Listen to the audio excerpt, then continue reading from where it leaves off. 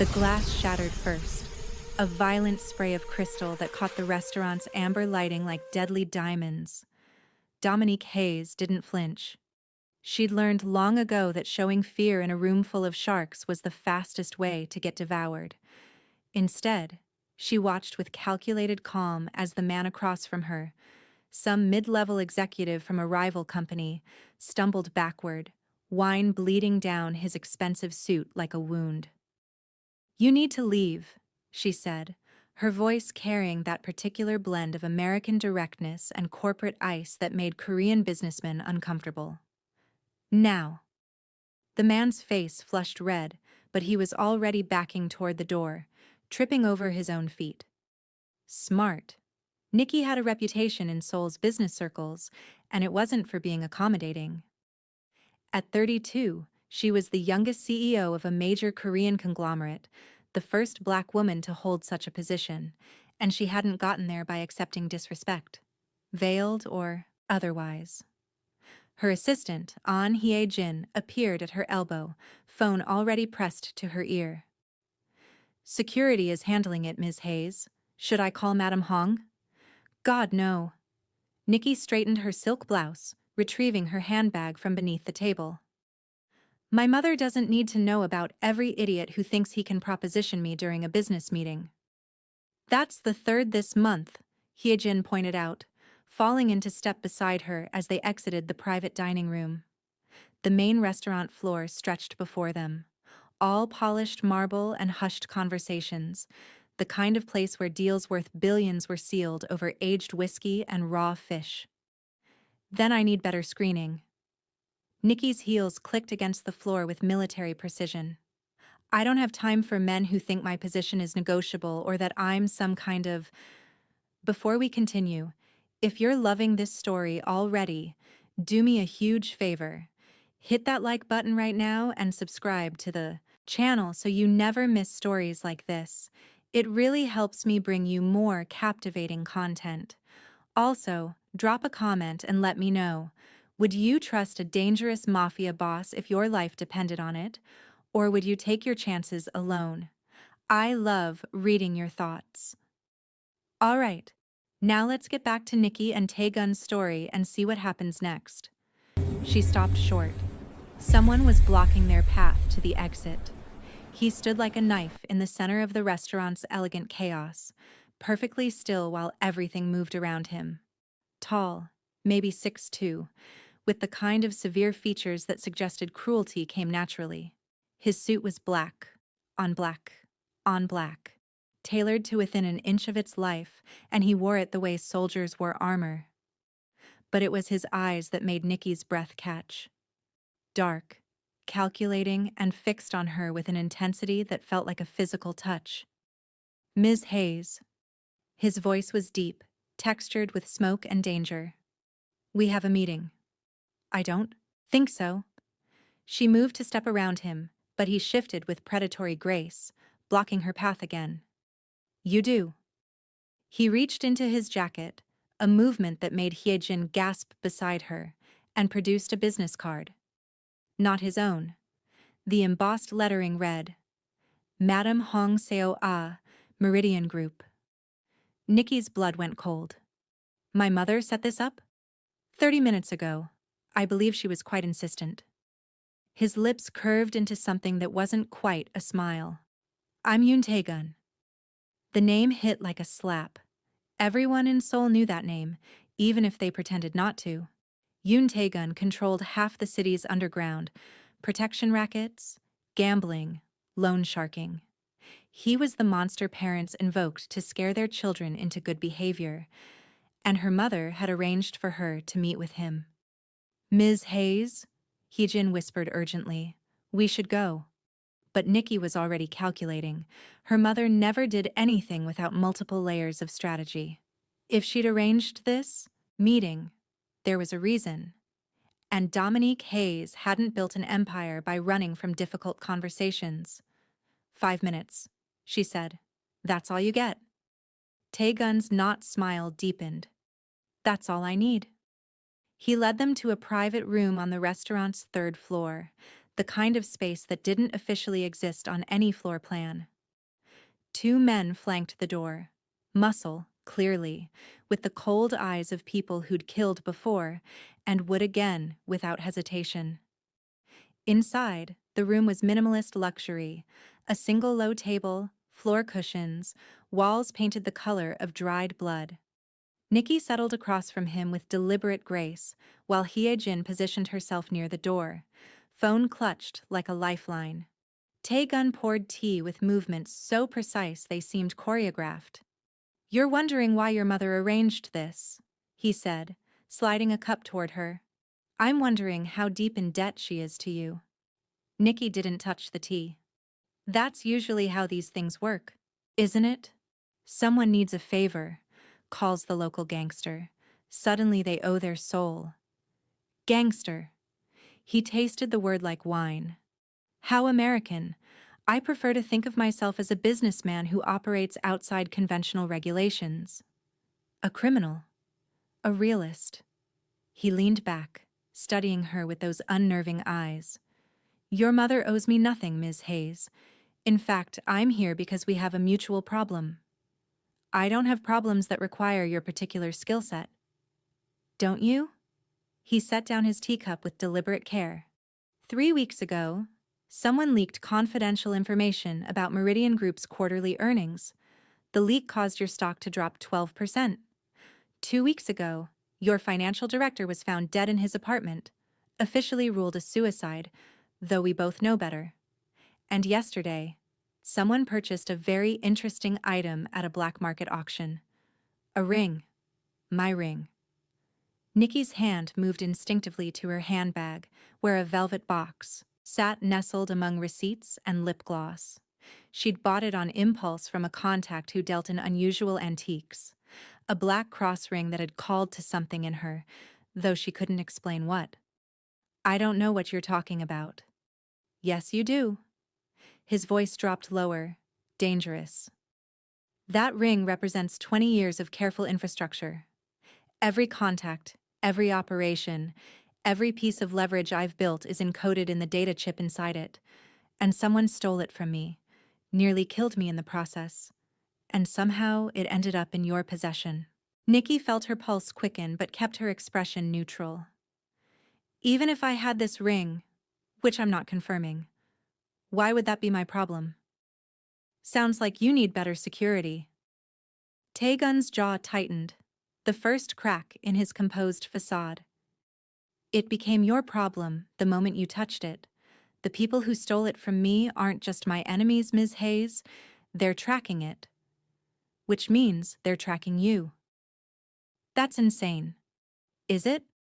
He pulled out his phone, swiped twice, and turned the screen toward her. Security footage, grainy but clear enough. A man in dark clothes, following her out of her office building. The same man outside her apartment. The timestamp was from this morning. His name is Ko Myung-dae, former North Korean operative turned freelance assassin. He's killed 17 people that we know of. You're about to be number 18. Hye-jin made a small sound of distress. Nikki's mind raced, connecting dots she didn't want to connect. The feeling of being watched lately. The strange car she'd noticed in her rearview mirror. The way her apartment door had been slightly ajar yesterday when she'd sworn she'd locked it. "What do you want?" she asked finally. "The ring. And in exchange, I'll ensure you live long enough to see your next board meeting." "How generous." Her tone was acid. "Let me guess. You'll need to stay close to me, invade my life, my space, until you've recovered whatever information is on this supposed chip. And I'm supposed to just trust that you won't use this as an opportunity to gain leverage over Meridian Group." "Trust?" Tae-gun laughed, a sound like gravel sliding down glass. "Ms. Hayes, I don't expect your trust. I expect your survival instinct to be stronger than your pride. But if it helps, I have no interest in legitimate business. Your company means nothing to me beyond the fact that your continued existence is necessary for my own interests." Flattering. Honest. He stood, buttoning his jacket. You have until midnight to decide. After that, I wash my hands of this situation. If Ko Myung-dae kills you, I'll simply recover the ring from your corpse. Nikki rose to face him, drawing herself up to her full 5'9". Even in heels, she had to tilt her head back to meet his eyes. You're a real piece of work, you know that?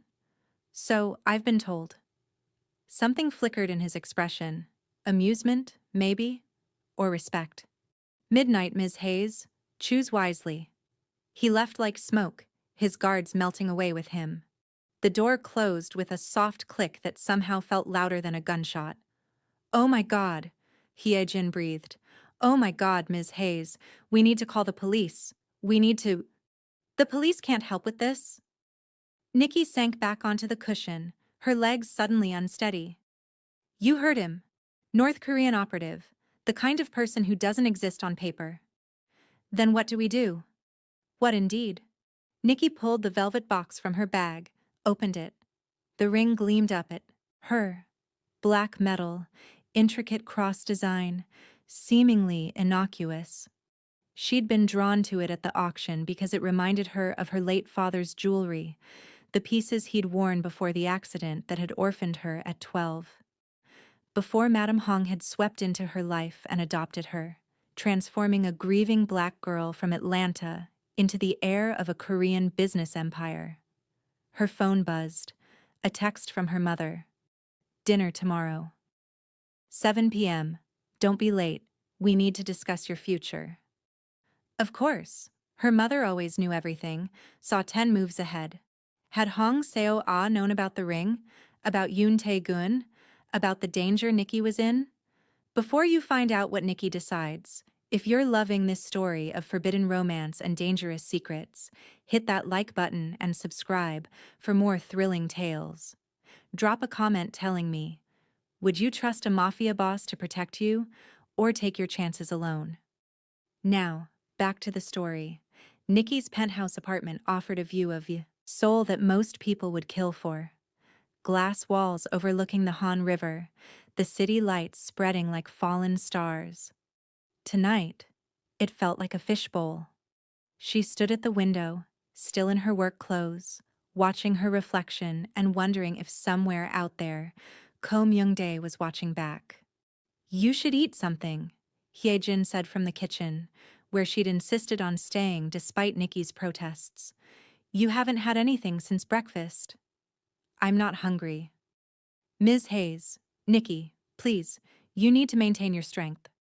Nikki turned to find her assistant holding out a plate of cut fruit, her young face creased with worry. Hye-jin was 26, brilliant, loyal to a fault.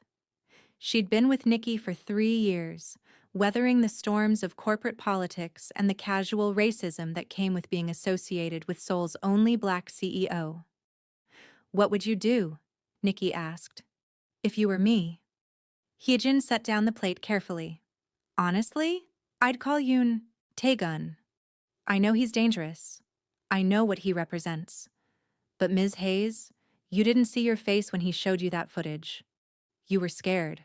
I've never seen you scared. I wasn't. You were. And you should be. These aren't corporate rivals playing stock market games. These are people who kill for a living. Hye-jin's voice cracked. I can't. I won't lose you. Not when there's an option to stay alive. The words hit harder than Nikki expected. She'd spent so long being strong, being untouchable, that she'd forgotten what it meant to have someone genuinely care about her well-being beyond what she could do for them. Her phone buzzed again. Unknown number. She answered on instinct, immediately regretting it. Ms. Hayes. The voice was wrong. Accented. Cold. Unfamiliar. You have something that belongs to my employer. We'd like it back. Nikki's blood turned to ice. Who is this? That's not important. What's important is that you bring the ring to the address I'm about to send you. Alone. If you involve Yoon Tae-gun or the police, people you care about will die. Starting with the young woman standing in your kitchen. Nikki's eyes snapped to Hye-jin, who was still standing by the counter, oblivious. You're bluffing. Am I? The voice carried a smile she could hear. She's wearing a cream blouse, black slacks. She just touched her hair. Left side, behind her ear. Nervous habit. Should I tell you what she had for lunch? Or perhaps where her mother lives in Busan? The room tilted. Nikki grabbed the edge of the window frame, forcing herself to breathe. Don't touch her. Then cooperate. You have 1 hour. Come alone. Bring the ring and everyone lives. Involve Yoon and I start sending you pieces of your assistant. The line went dead. A text arrived seconds later. An address in Itaewon, the kind of neighborhood where foreigners and locals mixed, where someone could disappear and no one would ask questions. Nikki's hands shook as she stared at the screen. Ms. Hayes? Hyejin moved closer. What's wrong? Who is that? Nothing, just... Nikki's mind raced. She could send Hyejin away, tell her to go home. But if they were watching, if they knew what she was wearing right now, sending her into the streets alone would be like serving her up on a platter. She could call the police, but cops took time, asked questions, and these people had made it clear they were watching every move. Or she could call Yoon Tae-gun. Midnight, he'd said. She had until midnight to decide. It was 9:47 p.m. She pulled up his contact. He'd somehow added himself to her phone during their meeting, and her thumb hovered over the call button. Everything in her rebelled against it. She'd built her life on being independent, on never owing anyone anything, on proving that she didn't need protection or help or rescue. Calling a crime lord for help felt like surrender, but Hyejin's life was on the line. She pressed call. He answered on the first ring. That was faster than I expected. They have eyes on my apartment. They called, threatened my assistant. They want the ring delivered to an address in Itaewon in... She checked her watch. 53 minutes. They said to come alone. Silence, then. Text me the address. Don't leave your apartment. Don't go near the windows. I'm 10 minutes away. They said if I involve you, they're going to kill you regardless, Ms. Hayes, whether you bring the ring or not. This was never about a simple exchange. His voice hardened. Did you think these people play by rules? They want you dead, and the ring recovered. 2 birds, 1 stone. Now text me that address and step away from the goddamn windows. He hung up. Nikki stood frozen, the phone hot in her hand. Hyejin was staring at her with wide eyes. Was that him? Yoon Tae-gun? Yes. Thank God. Hyejin actually sagged with relief. I know it's crazy, but thank God. He's a criminal, Hyejin. A murderer. Right now, he's the only thing standing between us and that assassin. Hyejin moved to the windows, yanking the curtains closed with shaking hands. Come, on. Help me. Away from the glass, he said. They retreated to the interior hallway, that transitional space between the living area and bedrooms where no windows reached. Nikki slid down the wall, suddenly exhausted. This morning she'd been worried about quarterly reports and board meetings. Now she was hiding in her own home, waiting for a mafia boss to save her life. I'm sorry, she whispered. For what? For dragging you into this. You should quit. Right now. Walk away before... Stop. Hyejin sat beside her, shoulder pressing against Nikki's. I'm exactly where I choose to be. You gave me a chance when no one else would. You promoted me based on merit, not connections. You've defended me against every sexist executive who thought I was just a pretty face. I'm not abandoning you now. Nikki felt something crack in her chest, that careful wall she'd built to keep people at arm's length. She reached over and squeezed Hyejin's hand. Thank you. They sat in silence, counting minutes. At exactly 9:58, there was a knock at the door, 3 sharp raps followed by 2 soft ones. Some kind of code, probably. Stay here, Nikki ordered, rising. She checked the peephole. Yoon Tae-gun stood there alone, though she suspected his men were positioned throughout the building. She opened the door. He swept in like a storm, his eyes immediately scanning every corner, every shadow. "Show me the apartment layout." "Hello to you too." "We don't have time for pleasantries." He moved through her space with the efficiency of someone trained for combat, checking sightlines, exits, security measures. "Your building security is a joke. I had 3 men inside within 90 seconds. If I can do it, so can they." Comforting. He ignored her sarcasm, returning to where she stood. Up close, she noticed details she'd missed before. A thin scar along his jaw, the way his hands never quite relaxed, the faint scent of cigarette smoke and something darker, like gun oil. "The ring. Let me see it." She retrieved the velvet box from where she'd hidden it in a kitchen drawer, handed it over. He opened it, and for the first time since she'd met him, his expression shifted into something like relief. "It's intact." His fingers traced the cross design. "They haven't tried to extract the chip." "Is there actually a chip? I thought maybe you were exaggerating." "No exaggeration."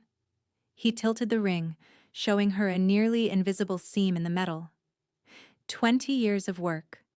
Every contact, every transaction, every piece of leverage I've built.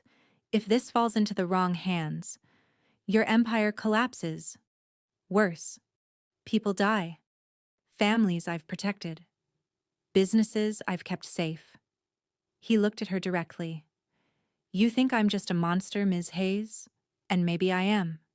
But I'm also the only thing standing between a lot of innocent people and much worse monsters.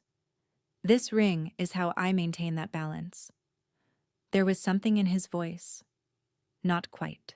Vulnerability, but close. A crack in the armor. Nikki found herself reassessing him, seeing past the criminal to the man underneath. A man who carried impossible weight. "So what's the plan?" she asked. "We go to Itaewon, but not alone, and not unarmed." He pulled out his phone, typed rapidly. "I'm sending men ahead to secure the perimeter. When we arrive, you'll appear to be alone. They'll make their move, and we'll end this." "End it how?" His smile was sharp as broken glass. "However necessary." Hyejin emerged from the hallway, still pale but composed. "I'm coming too." "Absolutely not," Nikki and Tae-gun said simultaneously, then glanced at each other in surprise. "You need someone they don't expect," Hyejin insisted, her voice steady despite her trembling hands. "They're watching for Ms. Hayes. They might be watching for your men, Mr. Yoon, but they won't be watching for me. I can get into position. Be your eyes where you can't be." Tae-gun studied her with newfound interest. "You have training?"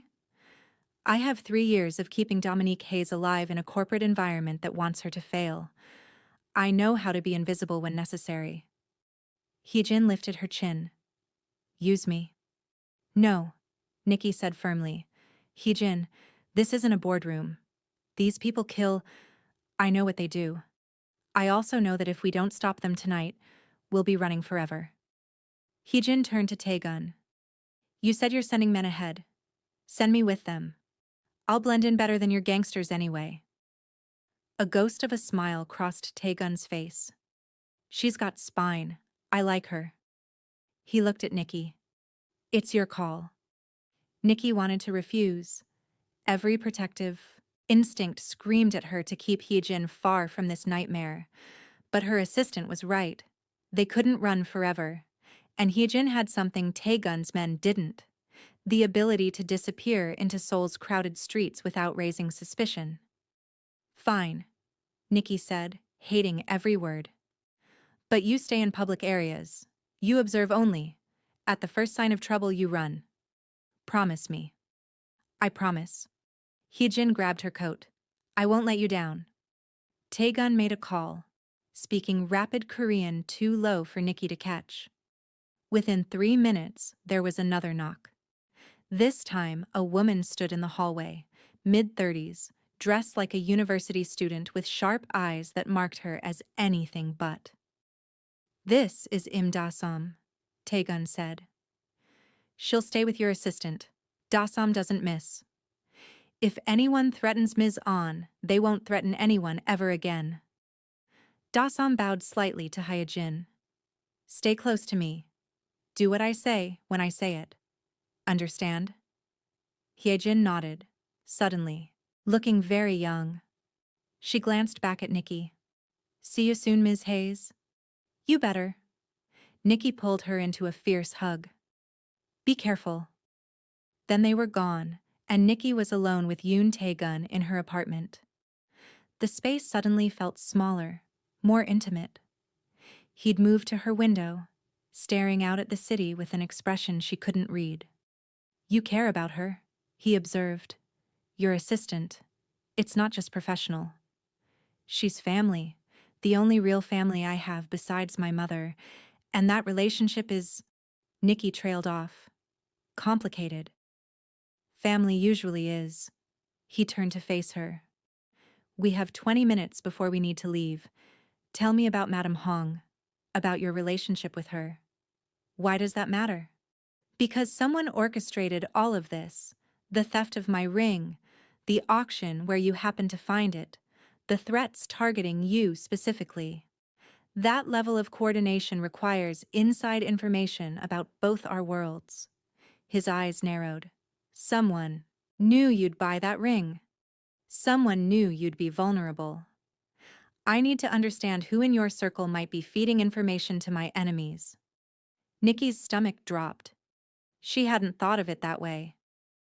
You think someone I know is behind this? I think someone close to you made this possible, whether intentionally or not. He pulled out a chair from her dining table, sat, gestured for her to do the same. So tell me, start from the beginning. How did a black girl from Atlanta end up as the CEO of one of Korea's largest conglomerates? It felt like whiplash, going from life-threatening danger to what amounted to a therapy session. But Nikki found herself sitting, found herself talking. Maybe because the alternative was drowning in fear. Maybe because something about Yoon Tae-gun invited confession. He was a man who'd heard every sin imaginable and judged none of them. My father was a military contractor, she began. He traveled constantly. When I was 12, he was in Seoul for a project and took me with him. It was supposed to be a bonding trip. Her throat tightened with old grief. There was an accident, a car crash. He died instantly. I survived. Tae-gun listened without interruption, his dark eyes steady on her face. I had no other family. My mother had died when I was young. I was going to be sent back to the States, put into foster care. But then, Madame Hong appeared.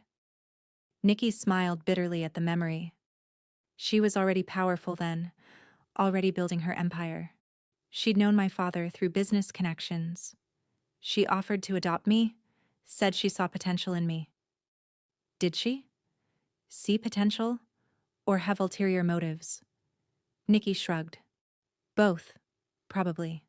Hong Seo-ah doesn't do anything without calculation, but she gave me everything. Education, opportunities, a place in a world that wanted to reject me for my skin color. She taught me to be ruthless, to never show weakness, to use every advantage. She taught you to be like her. Yes, the word felt like acknowledgement of something she'd never quite admitted. And I resented her for it even as I was grateful. She wanted to mold me into her perfect heir, but I wanted to be my own person. We've been at war ever since, cold, polite, but constant. Tae-gun leaned back, considering. Does she know about the ring? I don't know. She knows everything else. She has sources everywhere. Nikki paused. She's the one who set up our meeting tonight. That can't be coincidence. No, it can't. He checked his watch. We need to move. Are you armed? What? No, I'm a CEO, not a... He reached into his jacket and produced a small pistol, placed it on the table between them. Glock 43, 9mm, simple, reliable. If something goes wrong tonight, you point and you pull the trigger. Aim for center mass. Nikki stared at the weapon like it might bite her. I've never shot a gun in my life. Then pray, you don't have to start tonight. He stood, offered his hand, but take it anyway. Better to have it and not need it than the alternative. She picked up the gun with shaking hands. It was heavier than she expected, cold and solid and terrifying. Tae-gun showed her the safety, how to chamber a round, the basics she'd need if the worst happened. Keep it in your bag, he instructed. Don't take it out unless you're ready to use it. Hesitation will get you killed. You're really good at the pep talks. I'm good at keeping people alive. He moved to the door, then paused. Ms. Hayes, Nikki, what I said earlier about recovering the ring from your corpse, I was testing you, seeing if fear would make you compliant. But I want you to know, I will not let you die tonight, whatever it takes. The intensity in his voice made her breath catch. This wasn't a business arrangement anymore. Somewhere in the last hour, it had become personal for him too. Why? She asked. Why do you care what happens to me? He was silent for a long moment, something working behind his eyes. Because you remind me of someone I failed to protect a long time ago, and I don't fail twice. Before she could ask what he meant, he was opening the door, all business again.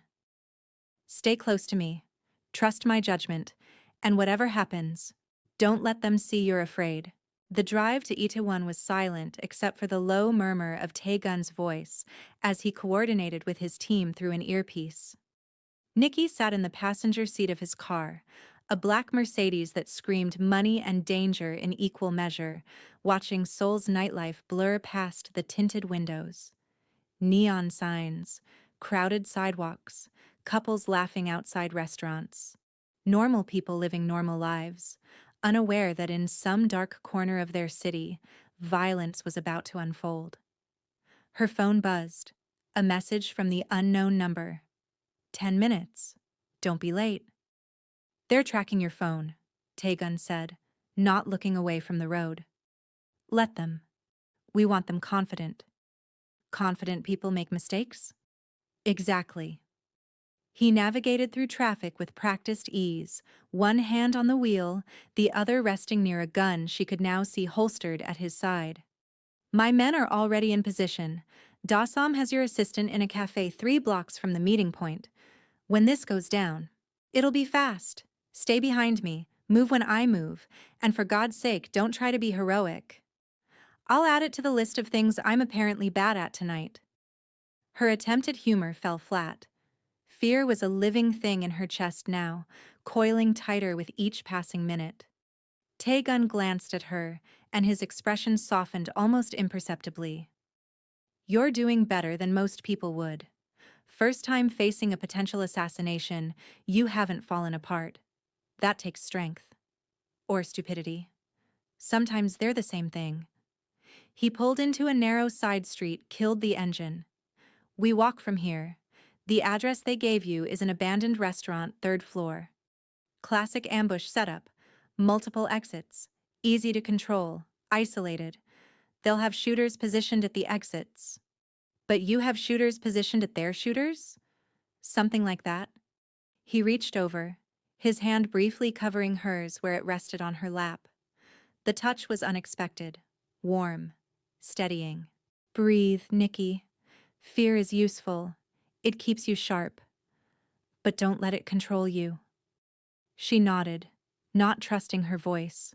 His hand lingered a moment longer than necessary before he withdrew, opening his door. The night air hit her face as she stepped out, cool, carrying the smell of street food and exhaust. Somewhere nearby, someone was playing music, a haunting melody that seemed to score their walk toward potential death. The building loomed ahead, a relic from Seoul's earlier era of development. Faded signs advertised businesses that no longer existed. Tae-gun's hand went to the small of her back, guiding her forward with a touch that managed to be both protective and proprietary. Stay alert, he murmured.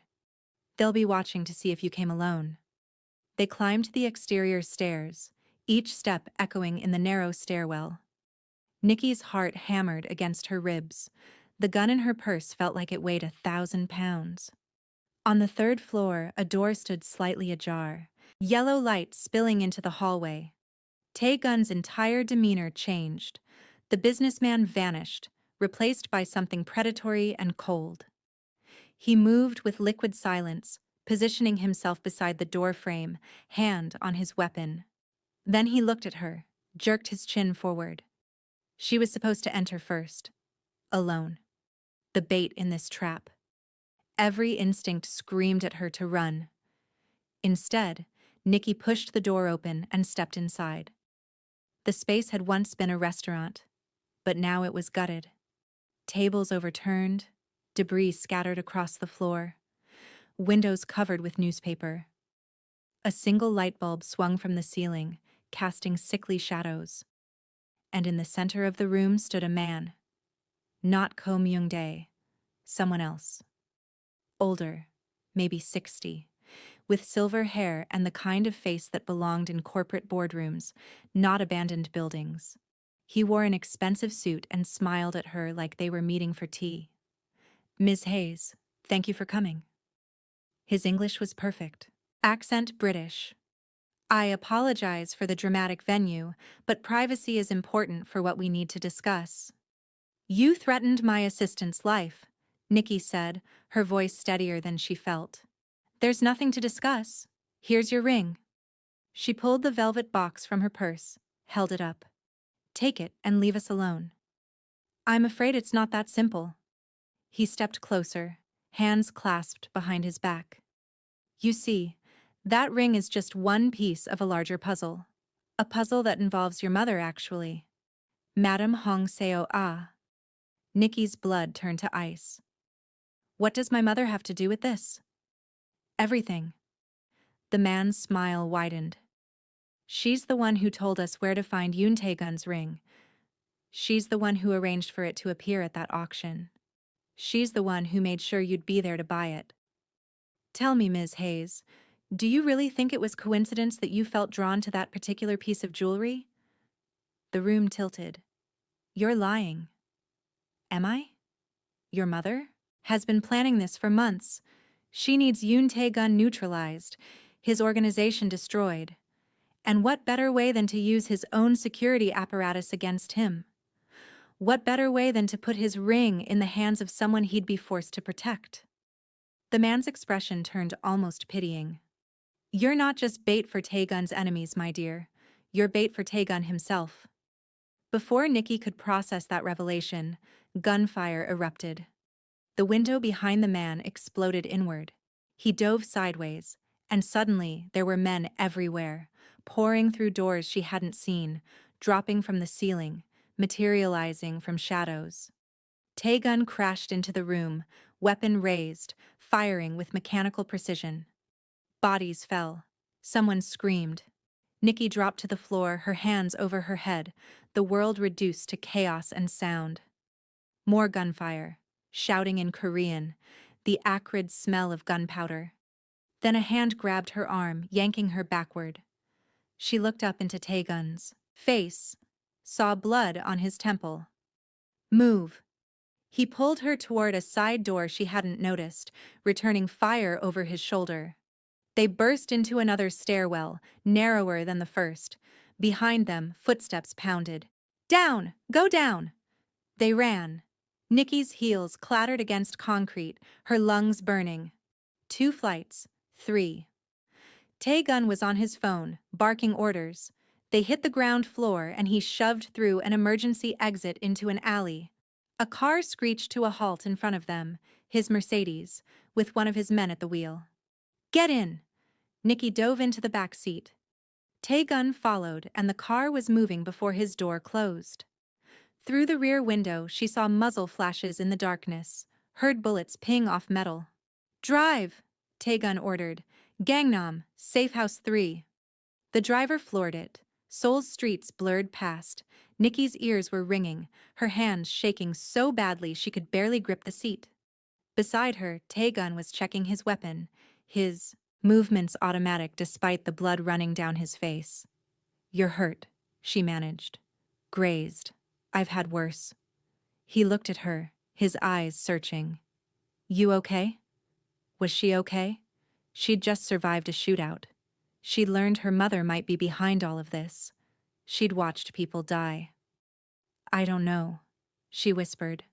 I don't know what I am. If you're on the edge of your seat right now, imagine how Nikki feels. This story is about to get even more intense. Make sure you're subscribed so you don't miss what happens next. Drop a comment if you think Madame Hong is really behind this, or if there's an even deeper conspiracy at play. Now let's find out what happens when they reach the safe house. The safe house was a penthouse in Gangnam, hidden in plain sight among Seoul's most exclusive addresses. Tae-gun's driver pulled into an underground garage, and they took a private elevator that required both a keycard and fingerprint scan. Nikki stood in the corner, still shaking, her white blouse streaked with dirt and someone else's blood. The elevator doors opened into luxury, minimalist furniture, floor-to-ceiling windows with bulletproof glass, art that probably cost more than most people's houses.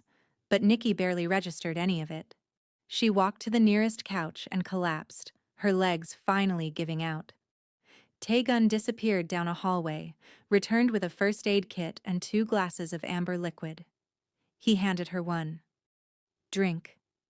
She obeyed without thinking. The whiskey burned down her throat, harsh and grounding. What happened back there? An ambush. They knew we were coming. He set down his glass, began cleaning the wound on his temple with methodical efficiency. Which means they have better intelligence than I thought, or my mother really is involved. Nikki took another drink, longer this time. That man, the one in the suit. He seemed so certain. Choi Dong-wook. Former intelligence officer, now freelance. He specializes in corporate espionage and regime change. Tae-gun's jaw tightened. If he's involved, this is bigger than a stolen ring. Someone wants to start a war in Seoul's underground, and they're using you to do it. Why me? I'm not part of your world, I'm just... You're Madame Hong's daughter. Her heir. And you're connected to me now, whether we like it or not. He finished bandaging his wound, turned his full attention to her. If what Choi said is true, if your mother orchestrated this, then she's trying to force an alliance between Meridian Group and my organization, or destroy us both trying. Nikki's phone rang. She looked at the screen. Mother. Her hand hovered over the decline button. Tae-gun shook his head. Answer it. Let's see what she has to say. With trembling fingers, Nikki accepted the call, put it on speaker. Mother. Dominique. Madame Hong's voice was crisp, controlled, utterly calm. I heard there was trouble tonight. Are you unharmed? Heard from whom? I have eyes everywhere, darling. You know that. A pause. I trust Mr. Yoon kept you safe? Nikki's throat tightened. Did you do this? Did you steal his ring and arrange for me to buy it? Did you put me in danger just to... What? Manipulate us both? Silence stretched across the line. Then, in a voice like ice, come home, Dominique. We'll discuss this properly. Answer the question. Not over the phone. Come home, alone. The call disconnected. Nikki hurled her phone across the room. It hit the wall, clattered to the floor. She didn't deny it. She didn't deny any of it. Tae-gun caught her hands as she started to shake again, his grip firm and warm. Breathe. Look at me. Breathe. She forced air into her lungs. Once. Twice. His face was so close she could see flecks of gold in his dark eyes, could feel the heat radiating from his body. Why would she do this? I'm her daughter. Are you? His voice was gentle but relentless. Or are you a chess piece she's been positioning for years? Think about it, Nikki. She adopted you when you had nothing. She shaped you, trained you, put you in charge of her company. And now she's connecting you to the one man in Seoul whose power rivals her own. What does that give her? control over both of us. The realization hit like a physical blow. If you and I are forced together, she controls both the legitimate business world and the underground. She becomes untouchable. Unless we refuse to play her game. Tae-gun released her hands but didn't move away. They were still too close. Close enough that she could smell his cologne mixed with gunpowder and copper. We could walk away. Both of us. You could leave Korea. Start over somewhere she can't reach. I could disappear. Rebuild elsewhere. You don't mean that. No, he admitted. I don't. Seoul is my city. These are my people. I won't abandon them because one manipulative woman wants to play God. His expression hardened. And you won't abandon Meridian Group. You've worked too hard to let her win. He was right. Running wasn't in Nikki's nature. But standing and fighting meant playing exactly the game her mother had set up. So what do? We changed the rules. Tae-gun stood, began pacing. Your mother expects us to either align under her control or destroy each other trying. We do neither. We forge our own alliance. One she doesn't control, doesn't direct, doesn't benefit from. You mean? I mean we work together. Really together. You use your corporate resources to help me identify who's targeting my organization. I use my network to protect you and root out whoever's trying to kill you. We present a united front that your mother can't manipulate because we're not her puppets anymore. It made a terrifying kind of sense. But it also meant binding herself to a man she'd met hours ago, a criminal whose world operated by rules she barely understood. And when this is over, when we've dealt with the threats, then we decide what comes next, as equals, as partners. He stopped pacing, looked at her directly. I'm not asking you to like me, Nikki. I'm not even asking you to trust me completely. I'm asking you to recognize that we're stronger together than apart, and that's the one thing your mother didn't account for, that we might actually choose each other instead of being forced. The irony wasn't lost on Nikki. Her mother had orchestrated this entire situation to control them both, but in doing so, she'd given them a reason to ally against her.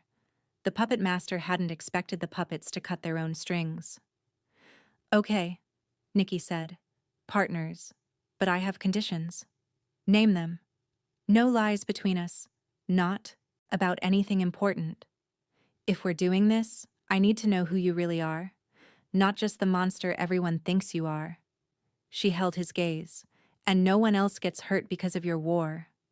Not Hye-jin, not my employees. No innocent people caught in crossfire. Agreed. And my condition. You don't shut me out when things get dangerous. No trying to protect me by pushing me away. We face this together or not at all. She extended her hand. Deal. He took it, his grip strong and warm. They shook, and something shifted in the air between them, an acknowledgement that this fragile alliance was more than just business strategy. There was something else there, something neither of them wanted to name yet. Tae-gun's phone buzzed. He checked it, frowned. Dasam reports that Hye-jin is secure, but there's been activity around Meridian Group headquarters. Someone's trying to access your servers remotely. At this hour? Nikki checked her watch, nearly midnight. That's not routine maintenance. Someone's looking for something. Or planting something. Surveillance, backdoors, evidence of crimes you didn't commit. He was already moving, gathering weapons, checking ammunition. We need to get there before they finish whatever they're doing. The building will be locked down. Only executives have after-hours access. Then it's a good thing you're the CEO. He handed her a bulletproof vest, helped her strap it on over her ruined blouse. His hands lingered on the fastenings, ensuring everything was secure. This isn't like tonight. We're going into your territory now. You take the lead, I follow your play. The trust implicit in those words struck her. Here was a man who controlled half of Seoul's criminal empire, offering to follow her lead in her world. It was more than tactical wisdom. It was respect. "One more thing," he said, pulling out a small velvet box. Not the ring box. This was different. He opened it to reveal a silver bracelet, delicate, but clearly expensive. "Wear this. It has a tracker and a panic button. If we get separated, I'll find you." Nikki let him fasten it around her wrist. "You came prepared." "I'm always prepared." His fingers traced the inside of her wrist briefly, a touch that sent unexpected heat through her veins. Then he stepped back, all business again. "Let's go save your company." They took a different car. Nondescript, ordinary, the kind that would blend into Seoul's midnight traffic. As they drove toward Meridian Group headquarters, Nikki couldn't shake the feeling that they were crossing some invisible threshold. Tonight had started with threats and manipulation. But somehow, between the gunfire and revelations, between her mother's betrayal and Tae-gun's unexpected honor, something had fundamentally changed. She glanced at him, his profile sharp against the city lights streaming past the window. A criminal. A killer. A man who'd watched people die tonight without flinching, but also a man who'd kept his word, who'd protected her when he could have used her as a shield, who'd offered partnership instead of domination. "What are you thinking?" he asked without looking at her. "That my mother made a serious miscalculation." "How so?" "She thought putting us together would give her leverage over both of us. But all she did was give us a reason to take her down." Meridian Group headquarters rose like a glass and steel monument to corporate ambition, 70 floors of power and prestige in the heart of Seoul's financial district. At this hour, it should have been dark, except for security lighting. Instead, Nikki noticed subtle signs of activity. A light on the 54th floor where her office was located, shadows moving behind the windows. "There," she pointed. "That's not supposed to be active." Tae-gun pulled into the underground parking structure, using a visitor's pass that somehow bypassed all security protocols. "Your building security really is terrible," he muttered. "Remind me to send you recommendations for a complete overhaul. Add it to the list of things I never thought I'd need from a crime boss." They took the executive elevator, Nikki's keycard granting them access. The ride up was silent, tension coiling tighter with each passing floor. Tae-gun had his weapon drawn, held low and ready. Nikki's hand went to her purse, where her own gun rested, still unfired, still terrifying. The elevator chimed softly at the 54th floor. The doors opened onto darkness. Tae-gun moved first, sliding into the shadows with practiced silence.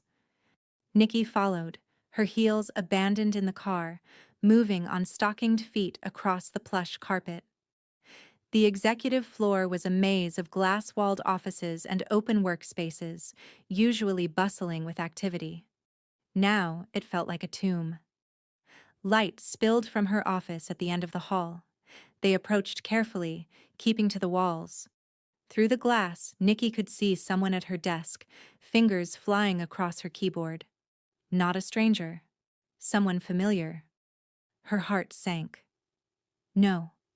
Shim Woo-jin, her trusted advisor, the man her mother had been pushing her toward for months, sat in her chair accessing her private files.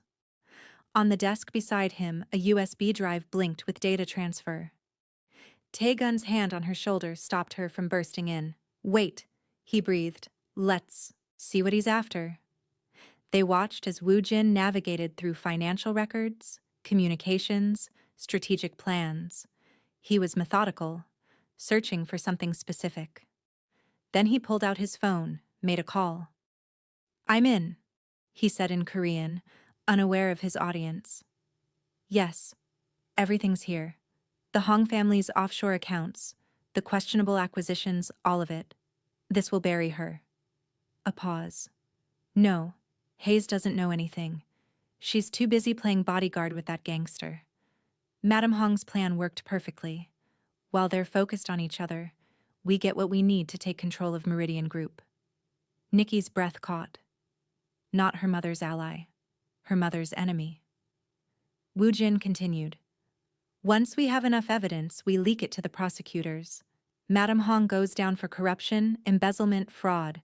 The board will have no choice but to remove her. And Hayes? He laughed coldly. She'll be so damaged by association. She'll be lucky to get a job managing a convenience store.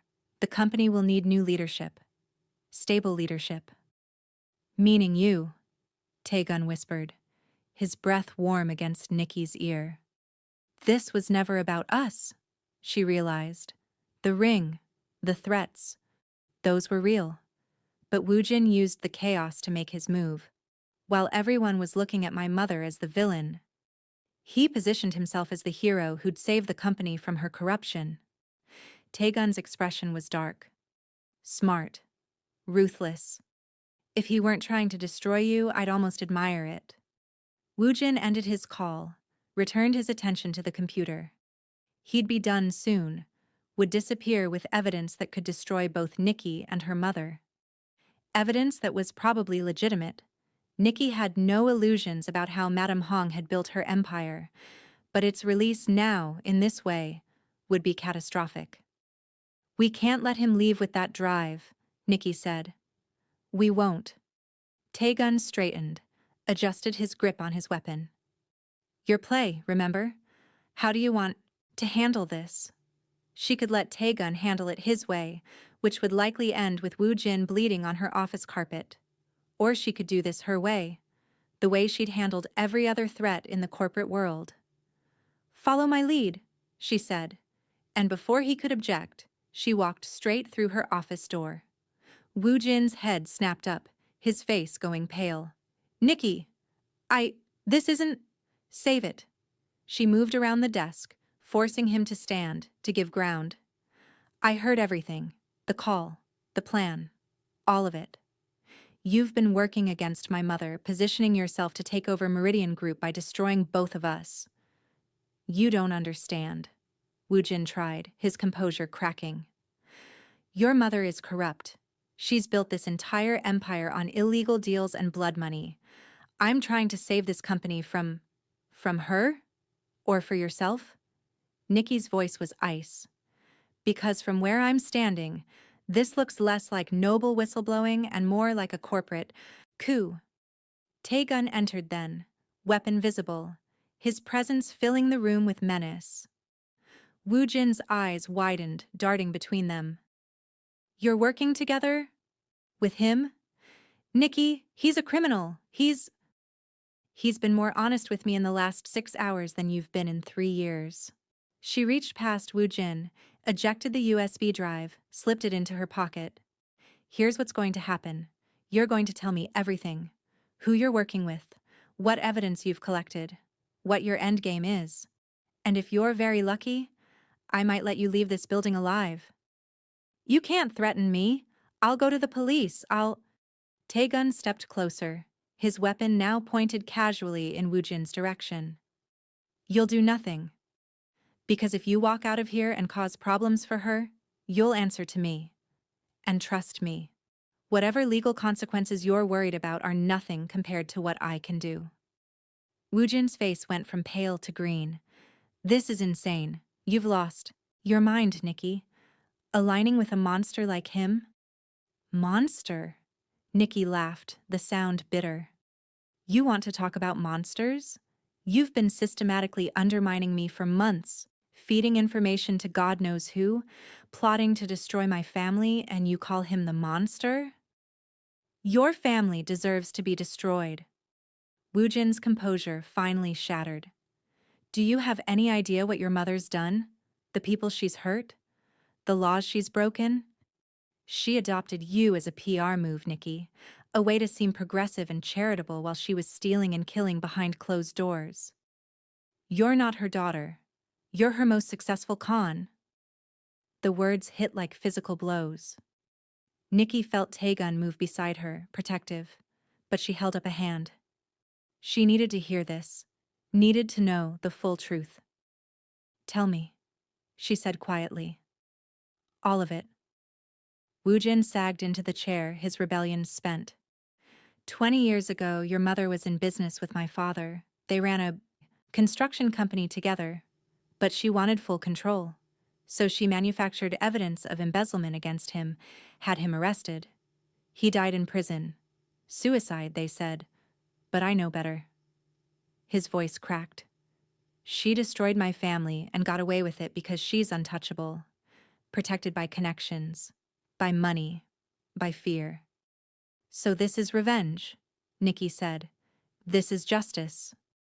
Woo-jin looked up at her with red-rimmed eyes. I spent years getting close to her, earning her trust, waiting for my chance. When I realized she was grooming you as her successor, I thought, why not take everything from her the way she took everything from me? Her company, her legacy, her daughter. The admission hung in the air. Nikki felt something crack inside her chest, the last illusion that any relationship in her life was pure, untainted by ulterior motives. Her mother had used her. Woo-jin had used her. Everyone had been playing chess with her life while pretending to care. Except maybe the gangster standing beside her, who'd never pretended to be anything other than what he was. Get out, she said to Woo-jin. He blinked. What? Get out of my building, out of my company, out of my life. She pulled out her phone, began typing. I'm sending an email to HR right now. Effective immediately, Shim Woo-jin is terminated for cause. Security will escort you out. If you try to use any of the information you've collected, if you go to the press or the police or anyone else, I will bury you so deep you'll never see daylight again. You can't. I can. I'm the CEO. And unlike my mother, I don't need to play dirty to destroy you. I can do it completely legally. She looked at him with contempt. Your father's case was 20 years ago. If there was evidence of wrongdoing, it's long buried. But your actions tonight? Breaking into corporate systems, stealing proprietary data, conspiracy to commit corporate sabotage? That's fresh. That's prosecutable. That's years in prison, if I decide to press charges. Woo-jin stood on shaking legs. She'll never let this go. Your mother is my problem, not yours. Now get out before I change my mind about letting you walk. Woo-jin fled, practically running for the elevator. Security, alerted by Nikki's phone call, met him in the lobby. They watched through the security feeds as he was escorted from the building, his career and his revenge plot both ending in disgrace. Nikki stood at her office window, staring out at Seoul's glittering skyline. Behind her reflection in the glass, she could see Tae-gun holstering his weapon, moving closer but not touching, giving her space to process. You showed mercy, he observed. Most people wouldn't have. I showed strategic thinking, she corrected. If I'd let you handle him your way, there'd be a body to dispose of, questions to answer, complications we don't need. This way, he's neutralized, and we have leverage if he ever resurfaces. You're learning. I'm adapting. She turned to face him. My whole life has been a lie, hasn't it? My mother didn't adopt me out of kindness. Woo-jin didn't mentor me out of respect. Everyone has an angle. Everyone wants something. Tae-gun moved closer, his expression unreadable in the dim light. Not everyone. No? What do you want from me, Yoon Tae-gun? Really? He was silent for a long moment, something working behind his dark eyes. Then, initially, my ring back, my organization secured. Simple transaction. He stepped closer still, close enough that she could feel the heat radiating from him.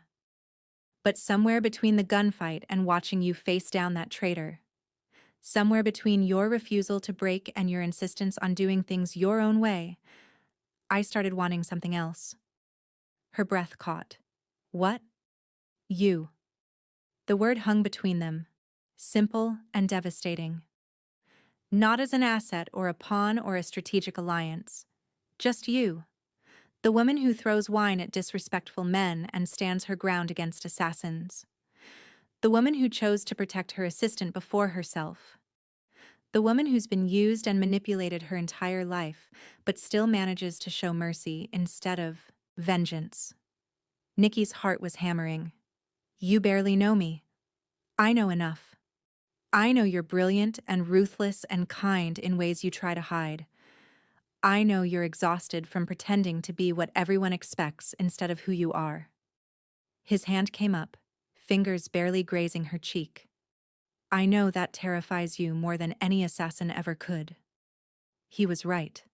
The attraction between them was dangerous, not because of his criminal empire or her corporate world, but because it was real, raw, the kind of connection that couldn't be controlled or manipulated or fit into neat strategic boxes.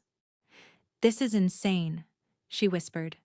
We're from completely different worlds. You're a criminal, I'm a woman who deserves to be seen for who she really is, not who people need you to be. His thumb traced her jawline, sending shivers down her spine. Tell me you don't feel this too. Tell me I'm alone in this, and I'll walk away. We'll keep our alliance strictly professional, but if you feel even a fraction of what I'm feeling. She kissed him. It wasn't planned, wasn't strategic, wasn't any of the careful, calculated moves she'd built her life around. It was pure impulse, pure need, pure surrender to something she'd been fighting since the moment they'd met. His arms came around her immediately, pulling her closer as the kiss deepened, intensified, became something that felt like coming home and jumping off a cliff simultaneously. When they finally broke apart, both breathing hard, Nikki pressed her forehead against his chest. This is a terrible idea. Probably the worst. His voice was rough, affected in a way that made her feel powerful. But I've built an empire on terrible ideas. They tend to work out for me. She laughed despite everything, despite the chaos and danger and uncertainty. My mother is going to lose her mind. Good. Let her. He tilted her chin up, his expression fierce and tender at once. We do this our way, Nikki.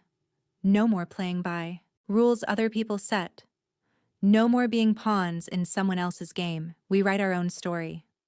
Together? Together? He sealed it with another kiss, slower this time, deliberate. A promise, and a declaration and a rebellion all at once. Her phone buzzed. A text from Hyejin. Please tell me you're okay. Dasam says there was activity at headquarters. I'm worried. Nikki smiled, typed back. I'm fine. Better than fine. Come to the office tomorrow. We have a lot of planning to do.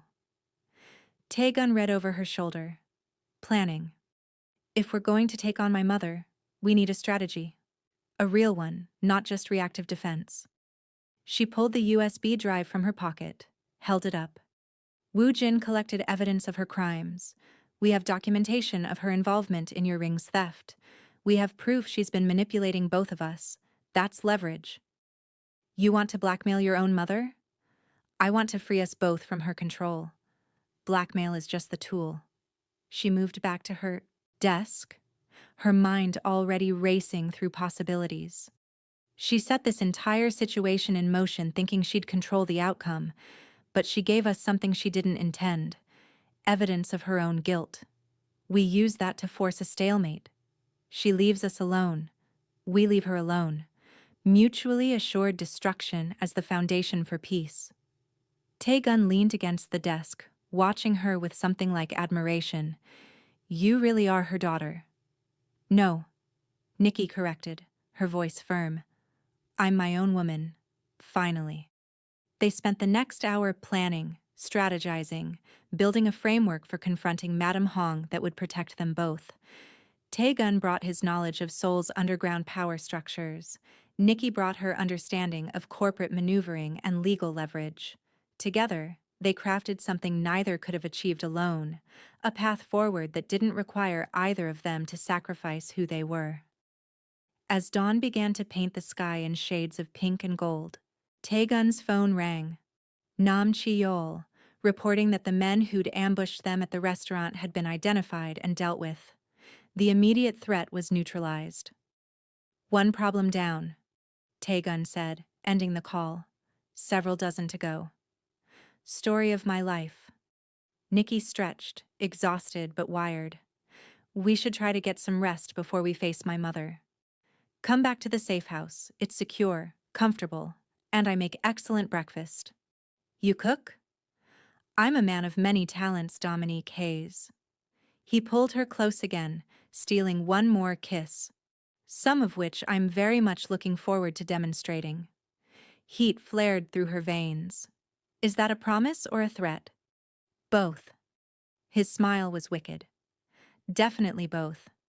They left Meridian Group headquarters together as the city woke around them, two people who'd been thrown together by manipulation and danger, but had chosen to stay together out of something infinitely more powerful: trust, respect, and the kind of show attraction that rewrote all the rules. 3 days later, Nikki stood in her mother's private office at the family estate, Tae-gun a solid presence beside her. Madame Hong sat behind her antique desk, perfectly composed despite the evidence folder Nikki had just placed in front of her. You've been busy, her mother said, barely glancing at the documents. I learned from the best. Nikki kept her voice steady. You wanted to control us both. You orchestrated the ring theft, arranged for me to buy it, forced Tae-gun and me together, hoping we'd either destroy each other or become your joint puppets. But you made one critical mistake. And what was that, darling? You assumed we'd keep playing your game. We didn't. Nikki gestured to the folder. That contains evidence of your involvement in multiple criminal enterprises, your manipulation of both Meridian Group and Yoon's organization, and proof that you've been systematically violating about a dozen corporate and criminal statutes. If that information goes public, you'll spend the rest of your life in prison. Madame Hong's expression didn't change. You'd destroy your own mother? I'd free myself from a master manipulator who sees me as a chess piece instead of a daughter. Nikki leaned forward. Here's what's going to happen. You will step back from day-to-day operations at Meridian Group. I will run the company without your interference. You will have no involvement in Mr. Yoon's operations or any attempt to manipulate his organization. And you will never, ever use me as a pawn again. And if I refuse, then that folder goes to prosecutors, to the press, to every board member and business partner you've ever had. You'll lose everything. Nikki's voice didn't waver. Your choice, mother. Prison or retirement. What will it be? The silence stretched taut as wire. Then slowly, Madame Hong smiled, not angry, not defeated, almost proud. I raised you well, she said softly. Better than I knew. Is that a yes? It's an acknowledgement that you've finally become what I always hoped you'd be, strong enough to stand against me. She opened a drawer, pulled out a legal document, signed it without reading. Effective immediately, I resign as chair of Meridian Group's board. The company is yours, Dominique. Truly yours. Nikki took the document, hardly believing it. Just like that? Just like that. Her mother stood, moved around the desk. For the first time in Nikki's memory, she looked almost vulnerable. I did adopt you as a strategic move initially, but somewhere along the way, you became more than that. You became the daughter I never let myself have, the one person who could stand as my equal. She glanced at Tae-gun. Take care of her. She's stronger than she knows, but she'll need someone who sees that strength and doesn't fear it. I'm standing right here, Nikki protested. I know. Her mother smiled, touched her cheek briefly. That's exactly the point. You're not asking permission anymore. You're not seeking approval. You're simply being who you are. She stepped back. Now go. Build your empire, both of you. Show me what you can do when you're truly free. They left the estate together, Nikki's hand in Tae-gun's, the signed resignation tucked safely in her bag. Seoul spread before them, full of possibility and danger and promise. So, Tae-gun said as they reached his car, CEO of a major conglomerate, allied with Seoul's most powerful crime boss. What's next? Nikki pulled him close, kissed him thoroughly. Whatever we want, together.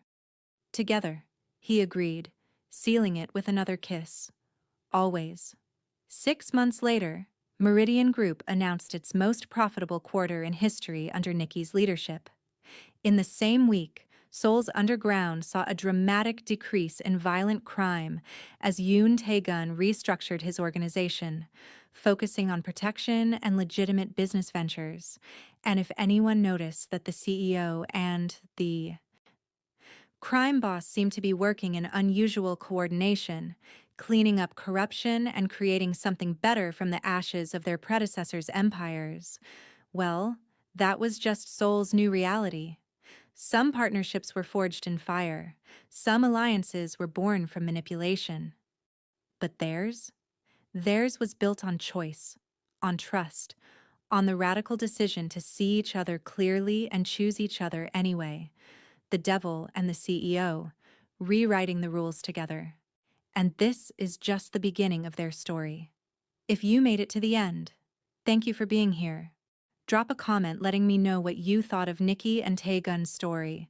Would you want to see more of their journey? What would you do if you were in Nikki's position? Don't forget to like and subscribe for more captivating stories. Until next time, remember, sometimes the most dangerous alliances become the most powerful partnerships.